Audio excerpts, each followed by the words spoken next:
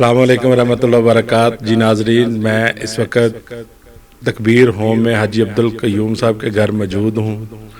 میرے ساتھ تشریف فرما حضرت مولانا قاری سمیع اللہ ساجد صاحب موجود ہیں، ان کے ساتھ مولانا اجمل شاکر صاحب الحمدللہ وہ بھی موجود ہیں، اور میری دائیں جانب جو کسی تعارف کی محتاج نہیں، میرے محترم بھائی حاجی عبدالقیوم صاحب الحمدللہ وہ بھی میرے ساتھ تشریف فرما ہیں، اور ہم ان کی رہائش گاہ میں حاضر ہوئے ہیں۔ سب سے پہلے تو میں اپنے شیوخ کرام اور حاجی صاحب کا شکر گزار ہوں کہ جنہوں نے ہمیں خدمت کا موقع دیا، اپنے قیمتی وقت ہمیں صرف کیا۔ تو ناظرین، اس وقت ہم اپنے سوال و جواب کا سلسلہ شروع کرتے ہیں۔ اس وقت میرے ساتھ مولانا اجمل شاکر صاحب موجود ہیں، تو ان سے بھی میرا یہی سوال ہے کہ آپ کا گاؤں کون سا ہے اور کس جگہ پیدا ہوئے، اپنا تعارف کروا۔ السلام علیکم ورحمۃ اللہ۔ جی سب سے پہلے میں حاجی عبدالرزاق صاحب کا شکر گزار ہوں کہ ہمیں جو نا وہ انہوں نے اپنے معروضات اور جو ہمارا ایک ایسی باتیں جو عوام لوگوں کو نہیں پتہ ہوتی تو وہ اس انٹرویو میں سامنے آ جاتی ہیں۔ میری پیدائش 1996 13 ستمبر میں پیدا ہوا جمعے والے دن، اور وزیر آباد کے قریب گاؤں ہے سودرا۔ مولانا عبدالمجید سودری رحمہ اللہ علیہ ایک عظیم شخصیت گزرے ہیں، اور مولانا عبدالمنان وزیر آبادی رحمہ اللہ ان کے شہر ان کے گاؤں سے اللہ تعالیٰ کے وہیں پہ پیدا ہوا، تو وہیں پہ ابتدائی تعلیم حاصل کی، حفظ بھی وہیں پہ کیا، اور ابھی تک میرا رہائش جو نا وہ وہیں پہ ہے۔ تو اس کے بعد جو دینی جو تعلیم درس نظامی وغیرہ وہ گجرانوالہ مرکز الاصلاح شیخ الحدیث و تفسیر مولانا حافظ علی اسری صاحب ان کے پاس 5 سال پڑھا، پھر بعد میں شیخ الحدیث و تفسیر مولانا حافظ عباس صاحب سے صحیح البخاری پڑھی، تو پھر اس طرح دین کی دنیاوی میٹرک تک الحمدللہ کیا، تو اس کے بعد پھر دین کی تبلیغ میں مصروف ہو۔ قاری صاحب ہمیں یہ بتائیں، آپ نے زندگی کا پہلا خطبہ جمعہ کس جگہ ارشاد فرمایا اور اس وقت آپ کی کیفیت کیا تھی؟ عبداللہ پہلا خطبہ جمعہ میں نے جو نا وہ گجرانوالہ میں تقریباً جامعہ گیا، مجھے 2 ماہ ہوئے تھے، تو مولانا عبدالغنی محمدی صاحب نے مجھے ایک جگہ بھیجا گجرانوالہ میں تارا والا گلا، وہ مولانا عبدالرحیف زانی صاحب کی مسجد تھی، تو انہوں نے کہیں اور پڑھانا تھا، تو انہوں نے جو نا وہ مجھے اس جگہ بھیجا، تو الحمدللہ پہلا جمعہ میں ماں کی دعا اور باپ کی دعا لے کے گیا تھا۔ الحمدللہ میرا پہلا جمعہ میں اللہ نے اتنی حوصلہ افزائی دی اور اتنی اللہ نے ہمت دی کہ میرا حوصلہ مزید بڑھا، اور میں پھر اس سے جو نا وہ پھر آگے سلسلہ کار چلتا رہا۔ میں یہ آپ ماشاءاللہ حاجی عبدالقیوم صاحب جو علماء کرام سے بڑی محبت کرتے ہیں اور قدردان بھی ہیں حقیقی معنوں میں، ہاں بالکل، تو یہ جو ان کی مسجد عبداللہ بن عباس ہے ماشاءاللہ، تو ایک تکبیر مسجد ہے، تو تکبیر مسجد میں مولانا سمیع اللہ صاحب پڑھا رہے ہیں، اور یہ عبداللہ بن عباس میں پڑھا رہا ہوں۔ سوال اجمل شاکر صاحب سے بھی کرنا چاہتا ہوں کہ آپ کا اس بارے میں چیز گم شدہ چیز کے بارے میں نبی پاک صلی اللہ علیہ وسلم نے منع فرمایا، سختی سے منع، بلکہ آگے سے اس کو اگر بد دعا کہیں تو وہ بھی ممکن ہے کہ یہ اللہ کر کے لبے ہی نہ، جیسے پنجابی جیسے ترجمہ کرنے۔ آپ کا اس بارے میں کیا خیال ہے؟ کسی فروخت شدہ چیز کا اعلان کرنا جائز ہے؟ ایسے گم شدہ چیز کا اعلان ممنوع ہے، ویسے نبی صلی اللہ علیہ وسلم نے مسجد میں خرید و فروخت بھی ممنوع کی ہے۔ جب خرید و فروخت ممنوع ہے تو اعلان کیسے ہوگا؟ جی گم شدہ چیز کا اعلان بھی ممنوع ہے، اور مسجد میں خرید و فروخت بھی ممنوع ہے، دنیاوی باتیں ممنوع ہیں۔ جی شاہد صاحب مجھے یہ بتائیں کہ یہ ایک آپ نے جو دین کا سلسلہ شروع کیا ہوا ہے، اس میں سفر میں آپ کو یہ ایک آسان کام ہے؟ دوسرے نمبر کے اوپر کبھی کوئی آپ کو کوئی پریشانی آئی ہو سفر میں؟ تیسری بات کے دوران سفر کبھی آپ کے پاس کوئی ایسا مشکلات واقعہ پیش آیا ہو، آپ کے پاس پیسے بھی نہ ہوں، آگے سے بھی نہ ملے ہوں، تو آپ کے پاس آنے کے لیے بھی کوئی ایسا نہ سلسلہ کار ہو؟ یہ 3 سوال ہیں، ان کا ذرا مختصر جواب۔ السلام علیکم ورحمۃ اللہ۔ جی یہ دیکھیں، سفر مشکلات کا نام ہے، نبی اسلام نے فرمایا یہ عذاب کا ایک ٹکڑا ہے، تو سفر آج کل چونکہ چاہے اے سی والی گاڑی میں بھی کریں وہ پھر بھی مشکلات سفر میں آتی ہیں، تو یہ دین کے سفر چونکہ ہم مسلسل سفر میں رہتے ہیں، تو یہ ایسے واقعات اور بے شمار چیزیں، چونکہ جس طرح قاری صاحب نے بتایا کہ اللہ کا شکر ہے حاجی صاحب کی تربیت ہے، ڈیمانڈ تو ہم نے آج تک اللہ کے فضل سے نہیں کی اور نہ ہی کرنی ہے۔ جو کوئی خوشی سے دے گا نا، اگر ہم کسی سے کہہ کے لیتے ہیں وہ پھر دل سے نہیں ہوگا، وہ اوپر سے دے تو دے گا لیکن وہ دل سے عزت نہیں ہوگی۔ جو دل سے دے گا نا وہ اگلی دفعہ بھی بلائے گا اور دل سے رسپیکٹ بھی ساری عمر کرے گا۔ تو دوسری بات یہ ہے کہ سفر پہ اکثر معاملات ایسے ہو جاتے ہیں۔ ایک دفعہ ایسا ہوا، یہ مولانا حافظ منیب الرحمان صاحب جو ہمارے ساتھ ہیں، یہ ایک دفعہ ہمارے ساتھ ہم جنگ پروگرام پہ جا رہے تھے فیصل آباد، ہم جو نا وہ موٹر وے کراس کر لی، تو انہوں نے بعد میں بتایا کہ یہ پٹرول تو اینڈ ہو گیا، اب فیصلہ آباد سے گوجرے تک راستے میں کوئی پیٹرول پمپ نہیں آتا اور جو نا وہ پیٹرول بھی کم ہے. میں یہ بڑے جو کہہ لے کہ پریشان اور ساتھ ہمارے چاند بھائی ہیں کور بھائی ہیں تو وہ کہہ لیں جی اب کیا بنے گا یا حافظ منی گرما صاحب کیا بنے گا. میں نے کہا جی جس کے راستے میں نکلے ہیں نا وہی پوچھائے گا اور ٹائم بھی بہت کم رکھا تھا. وہ پروگرام والے مسلسل فون کر دے جی آپ لیٹ ہو گئے جلدی پہنچے. میں نے ان کو کہا جی آپ نے میٹر کی طرف نہیں دیکھنا بس سیدھا نگاہیں آپ نے جو نا وہ سڑک پہ رکھنی ہے اور ریس سے پیر نہیں اٹھانا بس جانے دے. یقین مانے اتنا لمبا سفر فیصل آباد سے گوجرا پیٹرول پمپ تک ہماری گاڑی بند نہیں ہوئی الحمدللہ. تو ایسا تو اس کے علاوہ جو آپ نے بات کی ہے اگر پیسے کہیں جگہ سے نہ بھی ملے ہو الحمدللہ یہ بس یہ کچھ راز ہی ہوتے ہیں راضی رہنے چاہیے. کئی دفعہ میں ایک دفعہ اسپیشلی یہاں سے ڈیوو پہ ملتان گیا اور آیا اور کوئی یعنی کہ نظام انہوں نے بس جزاک اللہ میں نے کہا جی ٹھیک ہے الحمدللہ. اور ایک دفعہ ایک بندہ ہے فیصل آباد میں اس نے مجھے 4 دفعہ حصہ بلایا اور 4 دفعہ بلا کے اس نے مجھے خدمت وغیرہ نہیں کی لیکن اس نے 5ویں دفعہ بلا میں پھر بھی کیا ہوں الحمدللہ. تو ابھی بھی اس کے رمضان میں بھی اس کے پاس گیا ہوں. تو انشاءاللہ میں یہ ہم تو کرتے ہیں اللہ پاک کی رضا کے لیے اور اللہ پاک دیکھیں اس میں یہ سمجھتا ہوں کہ آپ اللہ کی راہ میں نکلے ہیں جس کی راہ میں نکلے ہیں آپ سے زیادہ اس کو آپ کی فکر ہے. یہ بندہ ہو نسلی بندہ ہو میں آپ کا کام کروں کوئی آپ مجھے یہ کام کہ آپ مجھے کوئی بولے یا آپ کام کرو بندہ نسلی ہو بندے کا حق رکھتا ہے نہیں رکھتا کبھی بھی. تو اگر بندہ اچھا بندہ ہو تو وہ بندے کا حق نہیں رکھتا تو رب بندے کا حق کیسے رکھ سکتا ہے. ہم اس کی راہ میں لگے ہیں اس کی دین کی تبلیغ کر رہے تو وہ ہمارا حق کیسے رکھ سکتا ہے.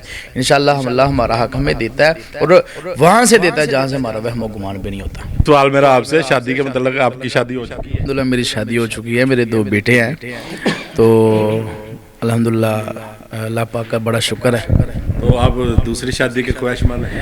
جی میرا اس میں نقطہ نظر یہ ہے جو دوسری شادی کی جو بات کرتے ہیں نا دوسری شادی کو جو معاشرے میں فروغ جو بھی علماء یا عوام میں دوسری شادی کریں ضرور کریں لیکن کسی متعلقہ یا بیوہ سے کریں. نہیں اگر اللہ نے موقع بنایا کوئی اس طرح کوئی معاملہ بنا تو انشاءاللہ ہاں میں تو تیار ہوں نا. ہاں لیکن میں کہتا ہوں کہ آپ دوسری شادی کرنی ہے تو کسی بے سہارا کا سہارا بنے.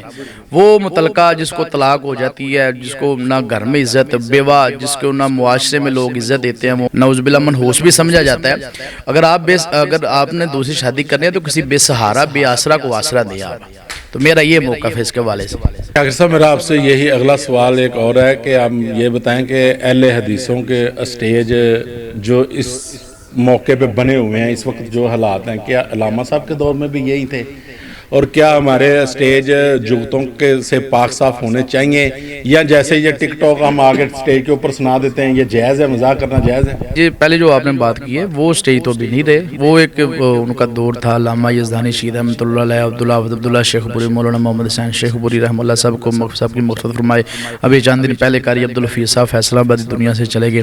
ہم ان کی مسجد میں بھی گئے ان کے لیے دعائی کی انتظامیہ سے ملے تو وہ تو ایک کہہ لے کہ ماحول ابھی وہ نظر نہیں آتا چونکہ ابھی جب ان کا دور تھا نا تب ماحول بھی کچھ اور تھا.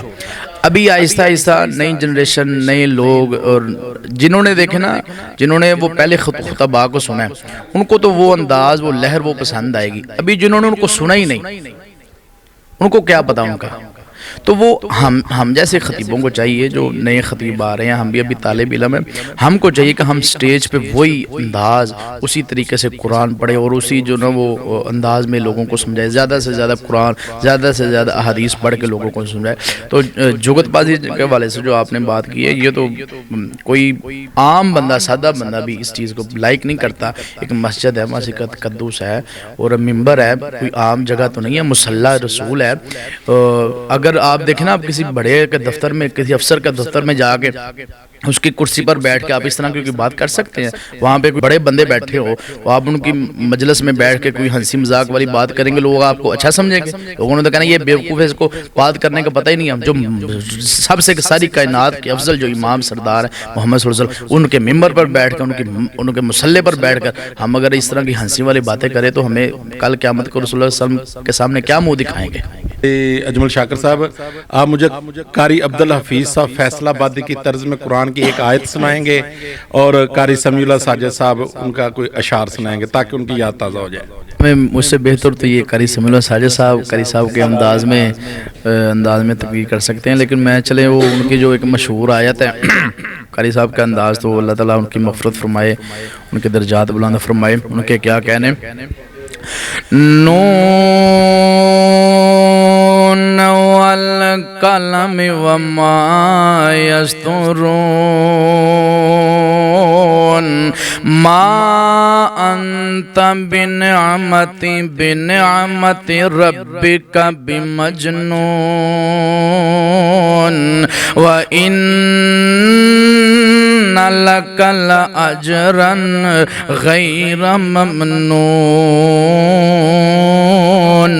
व इन्नका लअला खुलुकिन अज़ीम। माशाअल्लाह नाज़रीन, मेरा अब कारी अजमल शाकिर साहब से आखिरी सवाल है पीछे। कारी साहब मुझे ये बताएं कि आपने ये दीन वाली लाइन चूज़ क्यों की? आप एक कारोबारी बिजनेसमैन भी बन सकते थे, इसकी क्या वजह है? अब अल्हम्दुलिल्लाह मेरे अबू बिजनेसमैन हैं और तकरीबन मेरे जितने भी रिश्ते, मेरे ख़ानदान में मुझसे पहले कोई हाफिज़ नहीं था, कोई आलिम नहीं था। और मेरी दादी अम्मी मेरे लिए बड़ी दुआ किया करती थी कि अल्लाह मेरे बेटों में से तो नहीं, मेरे को पोते में से कोई हाफिज़ कुरान बना दे, कोई कारी कुरान बना दे। और मेरी अम्मी मेरे अब्बू मेरे लिए बड़ी दुआ किया करते थे। तो ये अल्लाह की रहमत के बाद मेरे वालिदैन की दुआओं का सिला है।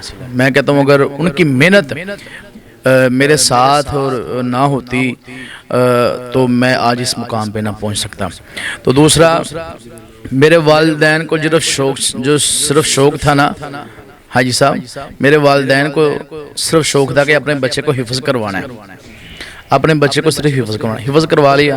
तो मेरे अब्बू जान कहने लगे बेटा अब आप स्कूल में दाखिला लो और जो ना वो आगे पढ़ो। मैंने कहा जी नहीं, अब आपने मुझे हिफ्ज़ करवाया तो मैंने इसका तर्जमा वगैरह आगे भी पढ़ना है। वो कहने लगे बस आपने हिफ्ज़ कर लिया, ठीक है। मैंने कहा जी नहीं, मैंने कहा जी मैंने अब जामिया में पढ़ना है। जामिया में चला गया तो उनकी मेहरबानी है, उन्होंने मुझे पढ़ाया। वो मुझे किसी काम पे भी डाल सकते थे, मुझे अपने साथ भी लगा सकते थे। आज तक अभी तक उन्होंने मुझे कभी मजबूर नहीं किया, कभी कहा नहीं है कि आप ये काम छोड़ के कोई बिज़नेस करो, कोई इस तरह का ये काम करो। उन्होंने आज मैं दुआ करता हूँ हर बयान में और हर सफ़र में अल्लाह मेरे वालिदैन को सेहत और ईमान वाली लंबी उम्र दे। उनकी कहलम में सपोर्ट ना होती तो मैं आज इस मुकाम पे ना पहुँचता। और दुनिया छोड़ के हम दीन की तरफ हैं तो अल्लाह की रहमत के बाद उनकी दुआओं और उनकी मेहनतों की वजह से हैं, और अल्लाह उनका साया हम पे देर कायम रखे। खतीब ਜਿਹੜੇ ਪੈਸੇ ਮੰਗਦੇ ਨੇ ਉਹਨਾਂ ਦੇ ਮਤਲਬ ਕਿ ਉਹ ਠੀਕ ਕਰ ਰਹੇ ਨੇ? हाँ, ये सब तो बड़ा सवाल है कि तुसीं ये वेखो कि उलमा दा ज़ाती अपना कारोबार को नहीं है, उन्हों का दिन रात सफ़र के अंदर उन्होंने मामलात और जितना जिस लैवल का खतीब है उतने उहदे ज़्यादा उतने अखराजात ने। तो जी आगे गल डिमांड करन दी, ये उलमा नूं खुद सोचना चाहिए है कि आया कि अगली जी जमात है वो कहने जोगी है भी है कि नहीं। अगर तो कुछ हाजी साहब वर्गा बंदा है ठीक है, माशाअल्लाह अल्लाह पाक ने नवाजे है तो ठीक है बंदा, लेकिन मैं समझना फिर भी मंगन की लोड़ की है। अगर बंदा जरा बुलाने वाला है उन्होंने पता कि यार एक बंदा इन्नी दूरों आ रहा है, सफ़र करके आ रहा है, गड्डी लैके आ रहा है, पेट्रोल साड़ के आ रहा है, ये घर के मामलात ने। हुण हाई साहब ने अज तक कभी किसी का हक नहीं रखा और बहुत घट जगह होंदियां ने जिथे इस तरह का मामला होंदा है। तो जे गल तुहानूं अगे कीती मंग के ले ले वो फिर दिलों इज्जत नहीं होनी, दिलों एहतराम नहीं होना। कारी साहब मैंने तुहाडी गल ते थोड़ा जिहा इख्तलाफ है। तुसीं ये गल कीती भी ਜਿਹੜੇ मौलवियां ਦੇ ਕਿਹੜੇ ਕੋਈ ਆਪਣੇ ਕਾਰੋਬਾਰ ਨੇ, लेकिन ਇਹ सवाल ਜਿਹੜਾ ਬਣਦਾ है देखो ਜਿਹੜੇ मौलवियां ਦੇ ਉਹਨਾਂ ਦੇ ਆਪਣੇ ਹੀ ਕਾਰੋਬਾਰ ਨੇ, ਜਿਹੜੇ मौलवियां ਦੇ मतलब कोई भी हो सकता। ਜ਼ਾਹਿਰ है डिमांड ਦਾ मतलब ਕੀ है, जिंदी कुछ ज़्यादा लोग बुलाते हैं, अवामी मौलवी कोई है उन्होंने बुलाते हैं। ज़ाहिर है कई ने स्कीमां बनाई होंगे, कई के शोरूम होंगे, कई के कि मैं वजाहत तो नहीं करता ना नाम लेना, लेकिन उन्होंने मतलब उन्होंने तो अपने भी जाती कारोबार ने। आई साहब मैं ही कह रहा ना जिथे जिथे जिथे जिहड़ी जगह के उलमा नूं असीं इस जगह के कसूरवार समझांगे ना उत्थे असीं अवाम नूं भी कसूरवार समझांगे। जे उलमा ज़्यादती करते हैं, कई जगह अवाम ज़्यादती करती है। दोवां मामले के अंदर दोवां जे आलिम दीन के ज़्यादती करे, गलत करे, डिमांड ना करे, ਉਹਦਾ ਹੱਕ ਉਹਨੂੰ ਇਨਸ਼ਾਅੱਲਾ ਅੱਲਾਹ ਦੇਵੇਗਾ। लेकिन जिथे अवाम ही है ना जी ज़्यादा पैसे दे रही है, जिस तरह हाजी अब्दुल कयूम साहब ने अवाम च शामिल होंगे ने, ਆਵਾਮ ਵੀ ਤਾਂ ਜ਼ਿਆਦਾ ਦੇ ਰਹੀ ਹੈ। ਸਵਾਲ ਇੱਕ ਸਿਰਫ ਉਲਮਾ ਇਕਰਾਮ ਦੇ ਉੱਤੇ ਹੈ। ਤੁਸੀਂ ਜੋ ਫਿੱਟ ਆਂਦੀ ਹਦੀਸ ਉਹ ਤੁਸੀਂ ਉਹ ਉਲਮਾ ਇਕਰਾਮ ਦਾ ਕਿਉਂ ਤੁਸੀਂ ਮਤਲਬ ਕਿ ਨਹੀਂ ਨਾਜ਼ਰੀਨ ਮਾਸ਼ਾਅੱਲਾ ਤੁਸੀਂ ਮੌਲਵੀਆਂ ਦਾ ਵੀ ਮੌਕਫ ਸੁਣਿਆ ਤੇ ਸਾਡੇ ਮੁਹਤਰਮ ਭਾਈ ਹਾਜੀ ਅਬਦੁਲ ਕਯੂਮ ਸਾਹਿਬ ਦਾ ਵੀ ਮੌਕਫ ਸੁਣ ਲਿਆ ਕਿਸ ਤਰ੍ਹਾਂ ਦਵੰਗ ਮੌਕਫ ਹੈ ਇਹਨਾਂ ਦਾ ਅਲਹਮਦੁਲਿਲਾ। ਹੁਣ ਅਸੀਂ ਹਾਜੀ ਅਬਦੁਲ ਕਯੂਮ ਸਾਹਿਬ ਦਾ ਸਭ ਤੋਂ ਜ਼ਿਆਦਾ ਸ਼ੁਕਰੀਆ ਅਦਾ ਕਰਨੇ ਆ ਜਿਨ੍ਹਾਂ ਨੇ ਆਪਣੇ ਘਰ ਦੇ ਵਿੱਚ ਸਾਨੂੰ ਖਿਦਮਤ ਦਾ ਮੌਕਾ ਦਿੱਤਾ ਤੇ ਉਹਦੇ ਨਾਲ ਅਸੀਂ ਆਪਣੇ ਦੋਨੋਂ ਸ਼ੇਖ ਕਰਾਮ ਦਾ ਜਿਨ੍ਹਾਂ ਨੇ ਸਾਨੂੰ ਬੁਲਾ ਕੇ ਇੰਟਰਵਿਊ ਦਾ ਮੌਕਾ ਆਪਣਾ ਕੀਮਤੀ ਵਕਤ ਸਰਫ ਕੀਤਾ। ਅਸਲਾਮ ਵਾਲੇਕੁਮ।